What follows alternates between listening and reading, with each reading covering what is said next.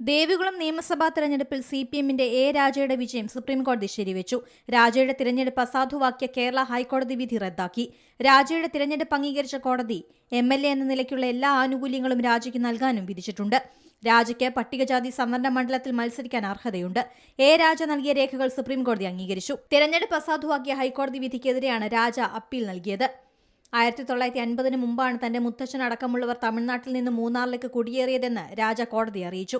Plantation company രേഖകളടക്കം ഹാജരാക്കിയിരുന്നു. അതുപ്രകാരം തമിഴ്നാട്ടിൽ നിന്നെത്തിയ ഹിന്ദു പറയൻ സമുദായക്കാരാണ് തന്റെ മാതാപിതാക്കളെന്നും അതുകൊണ്ട് തനിക്ക് സംവരണ സീറ്റിൽ മത്സരിക്കാൻ അർഹതയുണ്ടെന്നുമാണ് രാജ വാദിച്ചത്.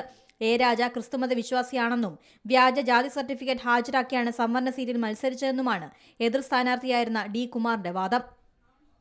മാട്ടുപ്പെട്ടി കുണ്ടള എസ്റ്റേറ്റിലെ ക്രിസ്തുമത വിശ്വാസികളായ അന്തോണി എസ്തർ ദമ്പതികളുടെ മകനായി ജനിച്ച എ രാജ ക്രിസ്ത്യാനിയായി ജീവിക്കുന്നയാളാണെന്നാണ് കുമാർ വാദിച്ചത്. രാജയുടെ വിവാഹ ഫോട്ടോ അടക്കം തെളിവായി കോടതിയിൽ ഹാജരാക്കിയിരുന്നു. National desk C Malayalam news.